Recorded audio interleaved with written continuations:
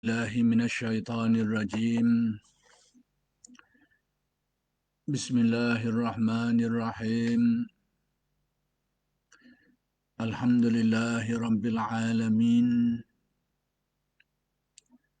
وبه نستعين. اللهم صل على سيدنا محمد النبي الأمي وعلى آله وصحبه وسلم. رب اشرح لي صدري ويسر لي أمري واحلل عقدة من لساني يفقه قولي. ولا حول ولا قوة إلا بالله العلي العظيم. إلهي أنت مقصودي ورضاك مطلوبي، أعطني محبتك ومعرفتك. السلام عليكم ورحمة الله وبركاته. الحمد لله والشكر لله wassalatu wassalamu ala rasulillah, amma ba'du. Alhamdulillah, bersyukur kehadrat Allah Subhanahu wa taala yang telah mengurniakan kepada kita bermacam-macam nikmat dan kurniaan, terutamanya nikmat iman, nikmat tauhid, nikmat ma'rifat dan sebagainya. Mudah-mudahan segala nikmat-nikmat ini dikurniakan kepada kita secara berterusan dan berpanjangan. Muslimin muslimat yang dimuliakan, kuliah Masjid Yuniza pada malam ini secara online ingin meneruskan lagi huraian kalam hikmat Syekh Ahmad Ibnu Athaillah Al-Iskandari radhiyallahu anhu yang dimuatkan di dalam karya beliau Al-Hikam. Kalam hikmat yang ingin dijelaskan pada malam ini ialah kalam hikmat yang ke-214,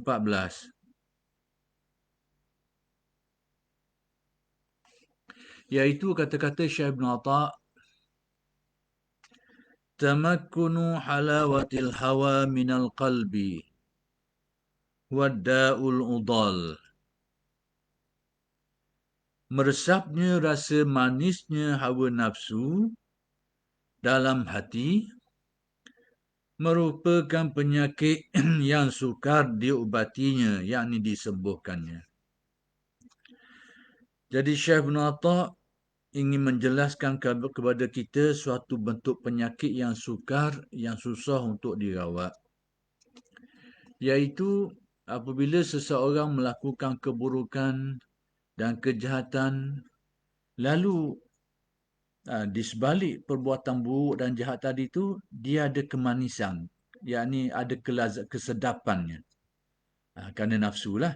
Jadi kesedapan di sebalik melakukan keburukan ni, dia ada bahagian nafsu dia. Ada bahagian nafsu dia tu, jadi kesedapan melakukan keburukan tadi tu, bila dia mula meresap, menyerap ke dalam hati manusia, dia akan menjadikan satu penyakit yang sukar untuk dirawat, diubati. Dengan erti, manusia ni memiliki qalbu, memiliki hati. Jadi hati manusia itu disifatkan ada kalanya sihat, ada kalanya sakit. Atau menggunakan bahasa yang lain, ada kalanya dia dapat melihat, ada kalanya dia buta, dia tak dapat melihat. Ataupun ungkapan-ungkapan lain lagi lah. Yang mana ungkapan-ungkapan tu untuk menjelaskan situasi ataupun keadaan jiwa manusia. Jadi jiwa manusia ni sebagaimana badan juga, dia ada sakit, dia ada sihat dia. Sebagaimana badan kita ni ada jenis-jenis penyakit dia, kemudian ada keadaan-keadaan sihat dia tu, maka hati manusia pun seperti itu juga. Dia ada sakit dia, dia ada sihat dia. Jadi sakitnya jiwa manusia ni, hati manusia ni, Antara bentuk penyakitnya itu adalah apabila dia diresapi oleh kelazatan melakukan kejahatan. Iaitu kesukaan, kegembiraan, kecenderungan hati kita tu, tarikan hati dalam melakukan keburukan dan kejahatan tu. Itulah yang akan menjadikan hati kita sakit, dan sakit itu sakit yang susah untuk dirawat, diobat. Macam badan kita ni begitu juga. Dia ada penyakit dia. Ada penyakit yang mudah kita nak rawat. Ada penyakit tu kadang-kadang dia dah bersarang dalam badan kita ataupun dah melekat dengan badan kita, dah menjadi susah untuk kita rawat. Maka demikian juga hati manusia ini, dia ada penyakit dia. Jadi bila hati manusia ni, jiwa manusia ni, dia dihinggapi oleh penyakit tu, dia berpenyakit lah. Bila dia berpenyakit, banyaklah kainan-kainan nafsunya. Iaitu keyakinannya akan jadi semakin lemah, kemanisan ibadatnya hilang, bahkan menjadi jemu, menjadi malas, menjadi berat dan sebagainya. Kemudian hati manusia pula akan tumbuh, akan dihinggapi oleh pelbagai sifat-sifat buruk, penuh dengan permusuhan, penuh dengan kebencian, penuh dengan hubung dunia, penuh dengan pandang serong, pandang huduh korang, pandang remeh korang, penuh dengan rasa sombong diri, bangga diri dan sebagainya. Itu semua adalah kelakuan bagi jiwa yang sakit. Ehwal bagi jiwa yang sakit.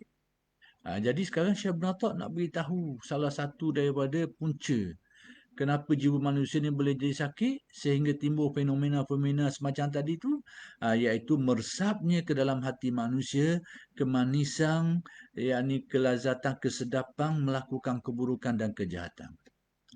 Sebab perkara-perkara buruk ni telah ditetapkan di dunia ini memang menjadi keinginan, menjadi kesedapan dan kelazatan. Ini kita boleh ambil dalam satu hadis Nabi. Ada Nabi menjelaskan apabila Nabi menyatakan mengenai syurga dan neraka ni, berkaitan dengan syurga dan neraka ni, huffatil jannatu bil makarih wa huffatin naru bis syahawat. Kalau kita terjemah secara langsung, secara direct, secara zahir, dia bermaksud huffatil jannatu bil makarih.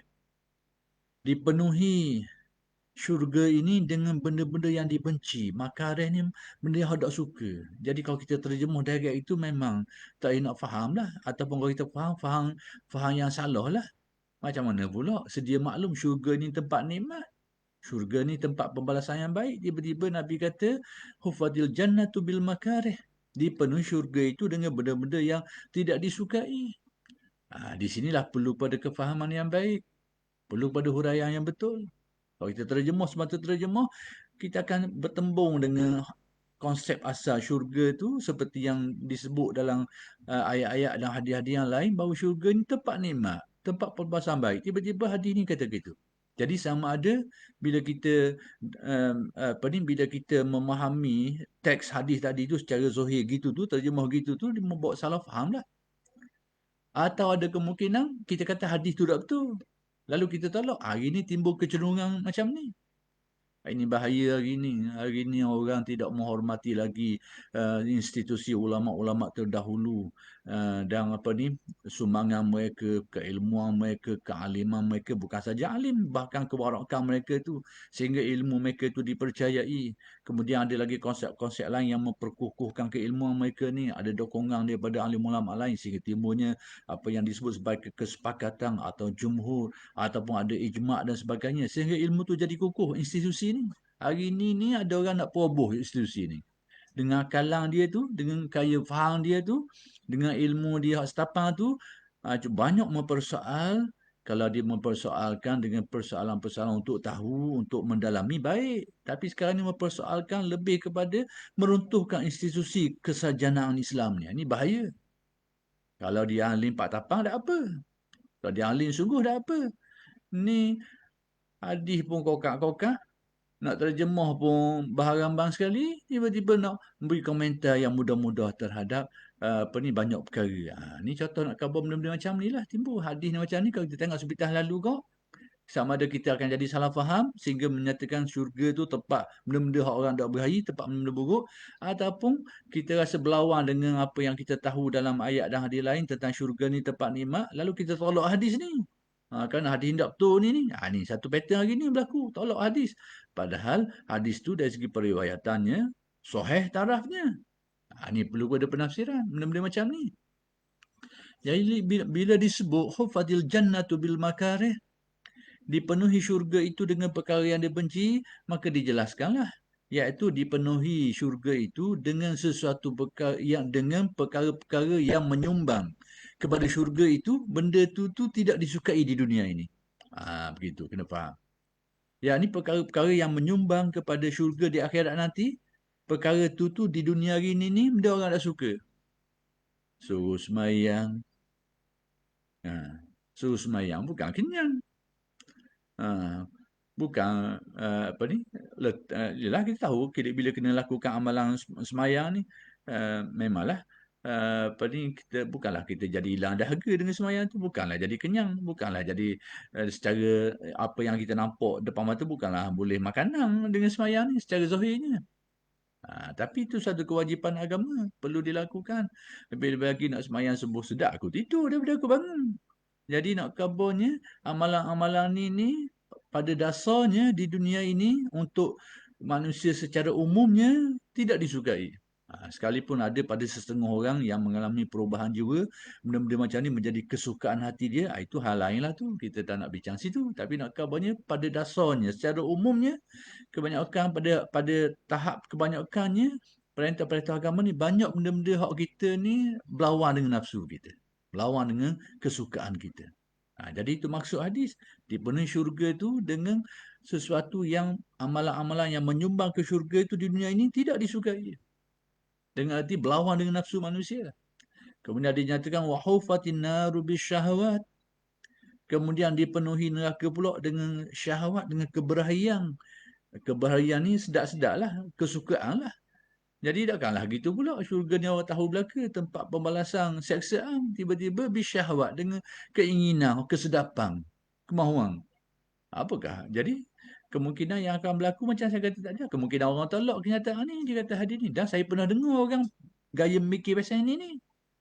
Kita pernah dengar. Bila dia baca stopok dia terjemah, rasa tak masuk akal dia, berlawang. Dia kata hadis ni tak pakai. Ataupun hadis ni tak boleh nak terima. Padahal sabit kesahihan dia dalam Sahih Muslim. Dan sumber-sumber periwatan yang lain lagi. Tapi nak khabar pattern kita hari ni. Cepat dak hal-halu. Dia kena rojok lah. Apa huraian alim ulama kita dalam perkara ni. Jadi dipenuhi neraka dengan perkara-perkara yang dibenci itu dengan erti sebab-sebab yang menyumbang, yang membawa, yang menyebabkan kepada balasan neraka ni kalau di dunia ini benda-benda sedap-sedap. Yang mendorong ataupun benda-benda yang kesukaan. Sepertilah yang sedia kita tahu. Perzinaannya dan sebagainya. Makan tanpa haknya. Tak kira halal haramnya. Lepas tu benda yang nafsu manusia cenderung ke situ banyak. Banyak benda-benda yang menyumbang kepada neraka tu pada dasarnya memang di sebaliknya ada keinginan-keinginan, ada keberanian nafsu manusia ni. Itu maksudnya. Jadi sekarang Syekh Ibn Athar nak beritahu kekuncinya bahawa apabila kesukaan ataupun kecenderungan hati melakukan keburukan ni dah bertopok dalam hati. Kata orang sera dalam, menyerap ke dalam hati manusia, dah menjadi satu keinginan hati manusia. Dia akan menjadikan, di kala itu hati manusia akan sakit. Melakukan kesalahan, itu menjadi lumrah hidup manusia. Tak ada orang salah.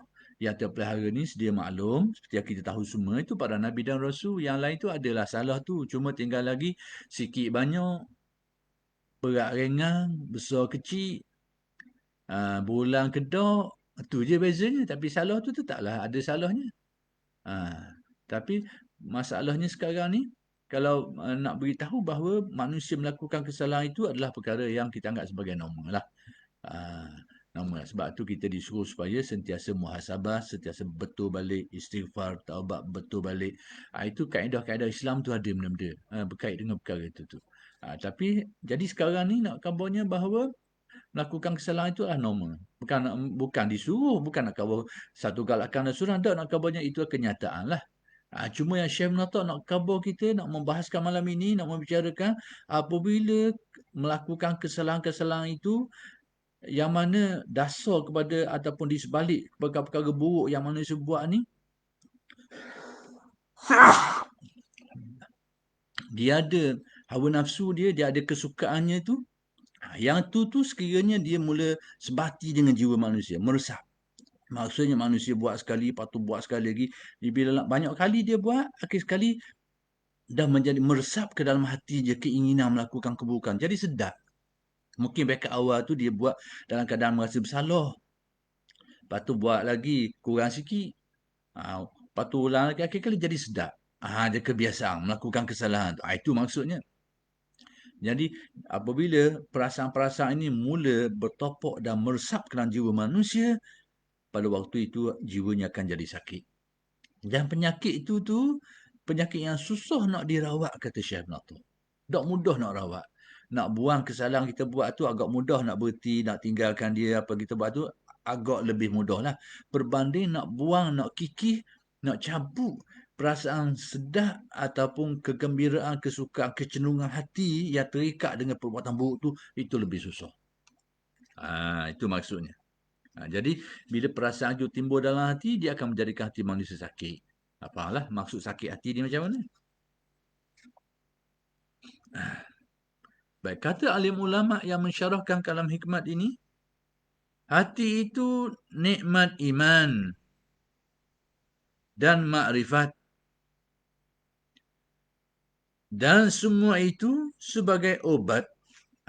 Dan jadi obat kepada hati manusia ni, iaitu apabila bertopok dan bersaramnya di dalam hati manusia itu, adanya iman, adanya makrifat. Iman ni tasdik, terisi dalam jiwanya itu keyakinan terhadap Allah dan perkara-perkara yang berkait dengannya lah. Apabila keyakinan ni dia berakar molek, ataupun kalau dari segi kedalaman dia berakar lah, ataupun dari segi tumbuh dia mula tumbuh, dia pucuk kata orang, dia hidup dalam hati manusia, dia akan membuahkan rasa, dia akan membuahkan pertambahan keyakinan, itu menjadi makrifat. Kalau kita ada keyakinan terhadap kekuasaan Allah, itu adalah sebahagian bertasdik iman. Tapi apabila keyakinan kita terhadap kekuasaan Allah menjadikan kita ini menimbulkan satu rasa dalam hati kita, merasa tenteram merasa tenteram dan yakin dengan penjagaannya. Kemudian merasa meletakkan harapan hanya kepadanya atas keyakinan itu tukar jadi makrifat. Bila dia membuahkan rasa. Kalau benih timbul saja iman. Bila dia berakar, tumbuh, ditukar jadi makrifat. Jadi iman dan makrifat ini, itu adalah obat bagi hati. Sebab itu, kaedah tasawuf pada dasarnya berpaksi kepada zikir, tujuannya untuk menjadikan benih itu, ia tumbuh. Iman hak kita belajar dari kitab Usuluddin tu, tentang wujud Tuhan dan sifat-sifat yang lain lagi itulah. Sifat yang berkaitan dengan Tuhan yang kita tahu tu. Yang kita faham dan tahu, yang kita tasdikkan dia tu. Nak suruh biar dia tumbuh dalam perasaan kita tu. Nak buat guna tu. Jadi manhaj tasawufnya jalan zikir. Jalan zikir. Dan ini sesuai dengan apa yang dianjurkan oleh Nabi. Sesuai dengan ayat-ayat Al-Quran dan hadis Nabi.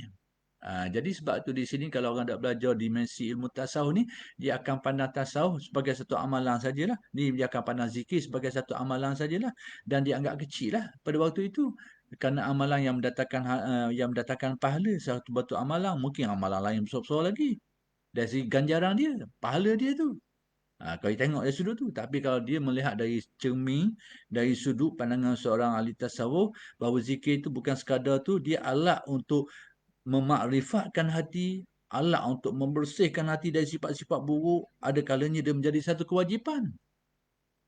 Bahkan ada kalanya dia bukan saja dia menjadi satu kewajipan, bahkan ada kalanya dia menjadi satu benda yang besar peranan dia. Tengok dari sudut mana.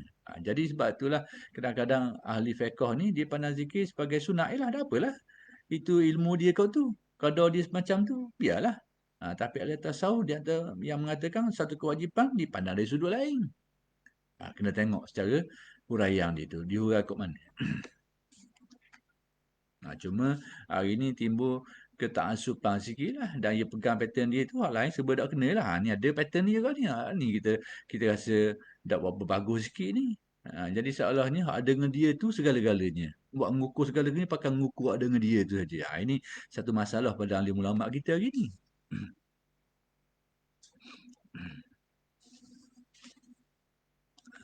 Sebagai ubat. Tetapi Apabila kecintaan kepada dunia dan syahwat, hubbud dunia, kegilaan. Maksudnya ingatan, teringat-ingat, tertarik tinggi, kuat tarikan terhadap perkara-perkara keduniaan. Bukan semua perkara keduniaan tu tak molek, tak baik. Ada yang harus. Tapi di sebalik yang harus tu ada yang haram. Tapi semua itu ada tarikan dia, ada kemahuan dia, keinginan kita ni terhadapnya tu.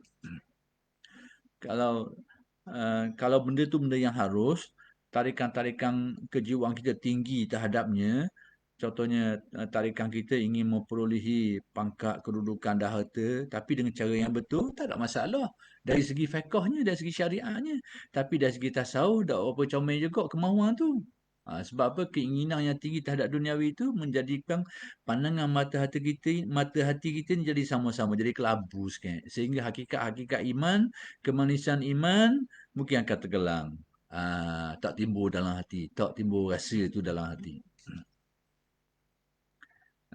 Tapi kalau kecintaan terhadap duniawi yang bersifat haram, benda-benda tak molek, kecenderungan orang untuk minum yang haram, makan yang haram atau mendapatkan sesuatu secara haram dan sebagainya. Ini kecenderungan yang buruk. Ini memang sudah tentu selain daripada dia adalah merupakan satu kemaksiatan, satu keburukan, bahkan dia lebih teruk daripada itu, iaitu hubbu ataupun kecintaan terhadap perkara-perkara ini ni, dia boleh memadamkan nur makrifat di dalam hati.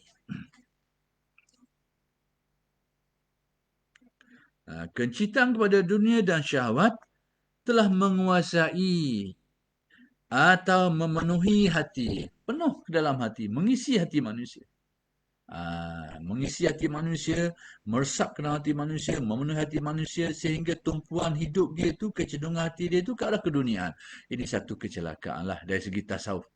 Dari segi fiqh, selagi benda tu dalam ruang lingkup yang halal, yang tidak dilarang, tak apa lagi. Tapi dah tasawuf, dia anggap ni satu kecelakaan. Sebab apa? Dengannya lah hati manusia akan jadi pudar. Makrifatnya itu akan jadi terpadam. Akan jadi terpadam. Jadi sebab itu, kita kena faham juga tasawuf dalam kaitan dengan keduniaan ni bukan tasawuf mengajar kepada kita satu ajaran supaya membuang dan meninggalkan dunia secara total, mutlak tidak juga. Ajaran tasawuf supaya mengawal, membersihkan hati, jangan sampai benda tu bertopok teguh dalam dia tu. Sehingga mempengaruhi kita. Jangan sampai begitu. Disuruh supaya kawal dia, jaga hati, jangan sampai. Ada pun pemilikan, terserah kepada kadar masing-masing lah. Ada orang yang menjalani kehidupan yang memang cenderung, memang kerja dia mengupur dunia atau terlibat dengan hal keduniaan. Dia banyaklah memiliki semua itu, tak ada masalah.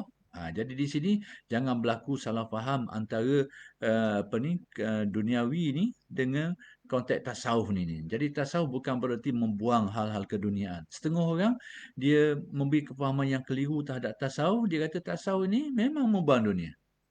Pada dia, bila belajar tasawuf, tak boleh. Kalau orang masih dia nak terima satu hakikat, bahawa dia ahli tasawuf dan masa sama dia seorang kaya. Atau seorang yang berharta. Dia nak terima hakikat tu. Dan dalam pemikiran dia, kalau belajar tasawuf ni, mesti jadi apa kerana. Mesti jadi miskin. Mesti jadi susah. Tak ada benda. Tak ada sekapeng, kata orang. Tak ada benda. Bawa nak makan le je ada. Ini persepsi yang keliru. Jadi di sini dinyatakan bahawa apabila hubud dunia itu menguasai dan memenuhi hati, maka tidak ada tempat untuk obatnya. Bila penuh dah. Jadi obat nak masuk payah lah. Dipenuh dengan hubud dunia, payah sikit. Payah sikit, obat tu nak masuk. Dah sebab penuh dah dengan hubud dunia, jiwa dia. Keinginan kemahuan dia tu, kata orang, penuh dengan kegilaan terhadap duniawinya. Jadi nak celah obat pun payah situ. Nak masukkan tauhid, makrifat tu pun tak apa nak masuk. Itu bahaya, itu maksudnya. Maka sebab itulah Nabi memberikan cerita contoh dan pedoman bagaimana cara beriadah. Riadah. Nabi ada waktu-waktunya Nabi menyendiri. Nabi beruzlah, berqiyamul, beramal pada waktu-waktu tertentu. Kerana kita ni sebagai manusia ada urusan duniawi, ada urusan kesibukan, ada berbagai macam urusan lagi lah. Maka perlu adalah waktu-waktu tertentu untuk seseorang itu membetulkan jiwanya, membersihkan hati nuraninya. Supaya apa? Supaya sentiasa segar, sentiasa kuat untuk menghadapi dunia yang banyak liku-liku ni. Menghadapi dunia yang banyak dugaan-dugaan ni. Jadi tasawuf mengajar kita bukan melarikan diri, menjauhkan diri daripada orang ramai, duduk dalam hutan, duduk dalam semut tu. Bukan gitu. Tapi uh, mengajar kita supaya mencari waktu tertentu untuk memberi kekuatan kepada jiwa. Tujuannya untuk dengan kekuatan inilah kita guna untuk menghadapi liku-liku dunia ni. Supaya orang dapat bertahan menghadapi sepak terjang dunia ni. Supaya kita dapat bertahan dengan tarikan-tarikan keduniaan tinggi ni, kita dapat bertahan dengan kebaikan. Itu tujuannya. Maka sebagai seorang manusia ni, memang ada kelemahan, maka Nabi tunjukkan kepada kita manhaj dan kaedah untuk mempertahankan benda ni. Kalau zaman dulu Nabi sebelum turunnya wahyu Iqra, Nabi menyendiri di Gua Hira. Itu sebelum turunnya wahyu Iqra tu. Sekalipun ada khilaf dalam penerimaan apa yang Nabi buat masa tu boleh dipedomankan atau tidak, itu ada khilaf di alim ulama. Tak apalah. Khilaf tu kita tinggal dulu. Tapi apa yang Nabi buat selepas daripada tu, di bulan Ramadan, 10 hari terakhir, Nabi menyendiri. Dan bagaimana bentuk cara Nabi menyendiri tu, kita kena perhati dari dalil hadis Nabi buat ke mana. Demikian juga amalan harian Nabi pada waktu-waktu malamnya, bentuk bagaimana Nabi menghidupkan hati dengan zikrullah dan macam-macam lagi amalan-amalan kerohanian yang akan mengukuhkan, menyucikan jiwa dan mengukuhkan hubungan dengan Allah. Sebab apa? Kita ni perlu proses yang berkala macam tu. Macam kita jugalah. Kalau kita ni sakit, kena masuk wad lah sekejap. Tengah-tengah darah, rehat. Kena rehat dulu sekejap. Memang naluri hidup memang gitu. Macam kereta jugalah. Tengah berjalan lama panasnya, berhenti sekejap. Stop sekejap. Kita tak berapa sihat, benda sakit sikit, kena rehat dulu. Kalau berat sikit, masuk wad. Sihat balik, keluar balik. Buat kerja semula. Sistem itu berlaku dalam kehidupan, maka demikian juga dalam hal keagamaan, dia ada pattern-pattern macam tu.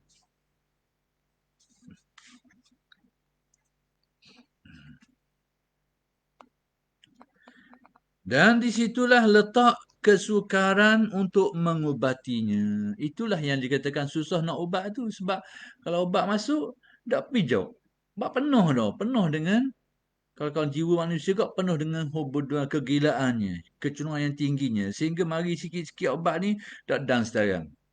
Tak kata orang tak berfungsi ataupun tak dan nak cair benda tu. Kerana tebal dah lalu ni keinginan pengaruh-pengaruh nafsu ke atas jiwa manusia ni tebal dah lalu. Jadi pengajaran-pengajaran, nasihat-nasihat yang mari masuk ke telinga ni tak dan sampai situ. Tak dan pijak di bumi hati kita tu. Tendang dulu. Kan tebal dah lalu duduk benda. Duduk menguasai jiwa manusia. Itu maksud kata Syekh. Bila keadaan ini berlaku, maka dia menjadi penyakit yang susah, yang sukar untuk diubati.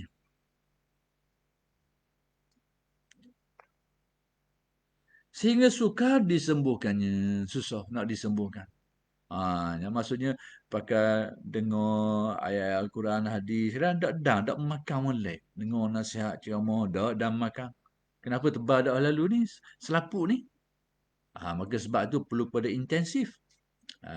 Jadi tasawuf mengajarkan kita kaedah-kaedah dan kiki yang berat macam ni apa manhajnya. Adalah cara-cara intensifnya itu untuk macam kita. Kalau ubat sikit-sikit tak padang kau, kena cari ubat kasar lah sikit. Untuk memecahkan kebutuhan tu.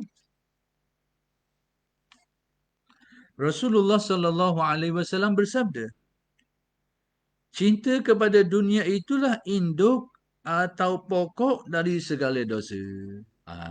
Hubud dunia tadi tu, perasaan hub, kecenderungan, kegilaan kita yang melekat dalam hati tu. Itu hubud dunia. Bukan dunia itu sendiri. Kegilaan kita terhadap duniawi. Itu kata Nabi, ra'su kulli khati'atin, seperti yang disebut dalam beberapa periwayatan lah. Ra'su ni kepala. Kepala ni ibu bagi segala keburukan. Nak kabarnya bahawa keburukan-keburukan manusia sama ada aspek pelakuan perbuatan yang dia buat ataupun aspek jiwa, hati, sifat, perasaan dia tu, puncanya mari situ.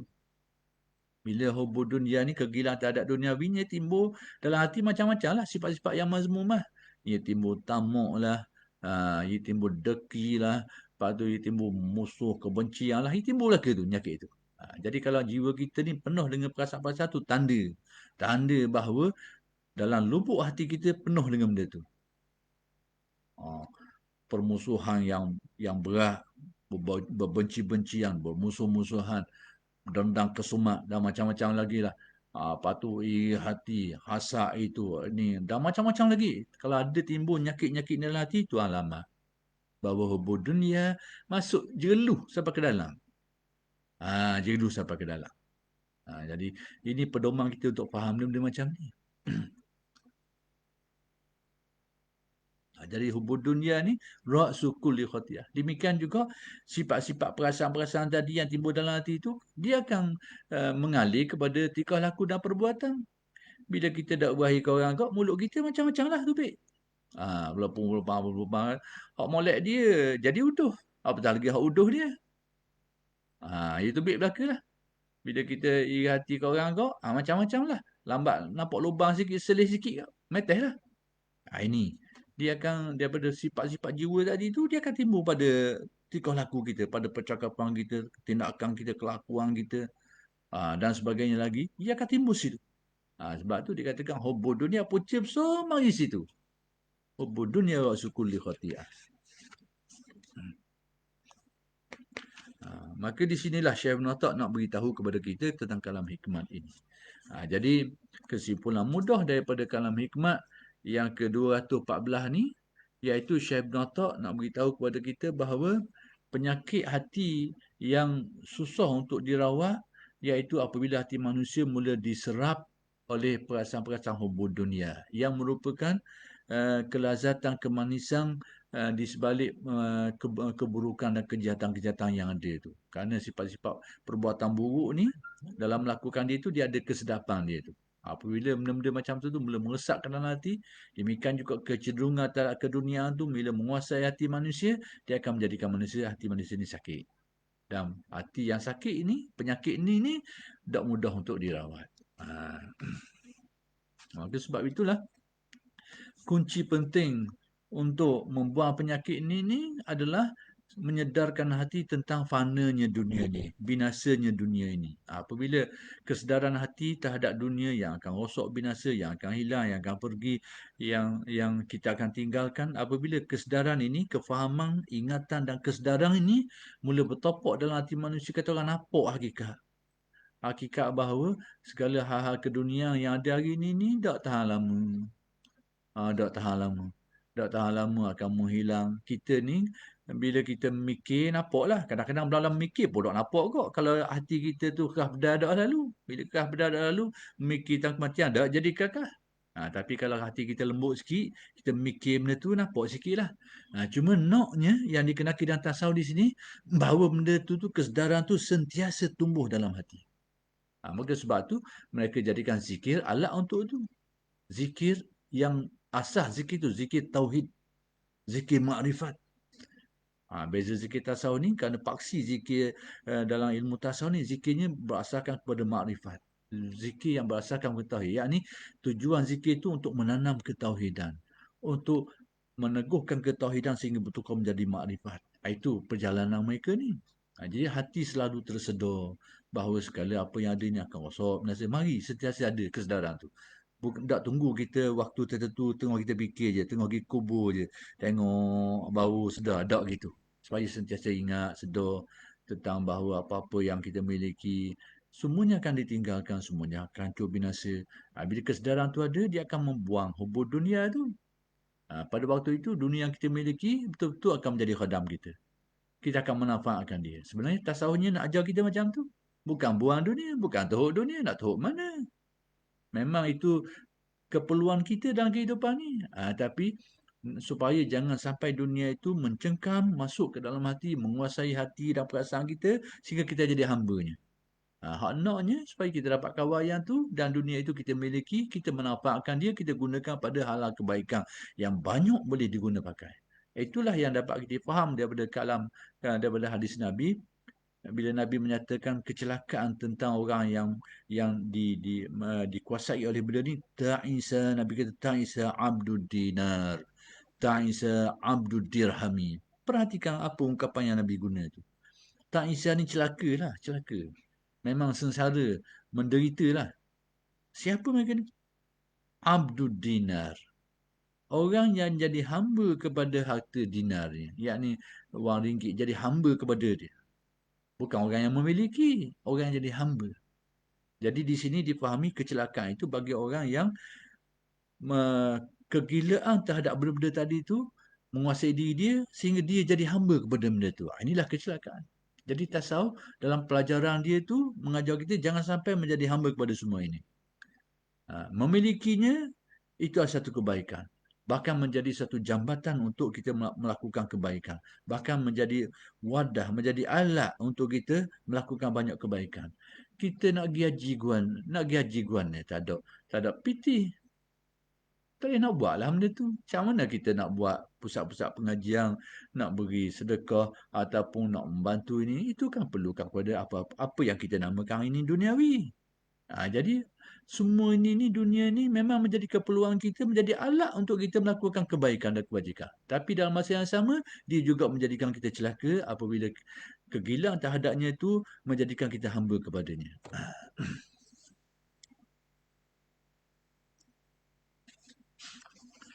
Adapun kalam hikmat Syekh bin Atha yang ke-215. Berkait dengan kalam hikmat yang sebelumnya lah. Kata Syekh bin Atha, la yukhriju asyahwata. Ini ada kesilapan dari segi baris sikit lah. Jadi yang bacaan yang lebih dekatnya, yang lebih dekat kepada makna yang betulnya, la yukhriju syahwata minal qalbi illa khawfun muz'ijun au syaukun muqlik. Syekh bin Atha nak beritahu obat. Obat nak buang nyakit bila jadi gitu dah. Barah tu parok dah. Nak buat guana ni? Nak buang nyakit ni. Baik, kata Syekh bin Atha, maksud dia, tidak dapat mengeluarkan, yakni mengusirkan syahwat dari dalam hati, kecuali rasa ketakutan yang menggetarkan atau rindu yang menggelisahkan. Ada dua bentuk perasaan. Perasaan satunya yang bersifat menakutkan kita, membimbangkan kita, yang agak kuat, ataupun perasaan yang keinginan, kemahuan kita yang juga yang agak kuat. Dua-dua ni jadi obat belaka. Dua obat inilah yang mampu, yang insya-Allah dapat membuang cengkaman, pengaruh-pengaruh nafsu tadi tu ke atas hati manusia. Bila timbul perasaan ni dua dalam hati ni. Baik, perasaan takut ni. Takut yang kuat menimbul satu perasaan takut. Mari mana?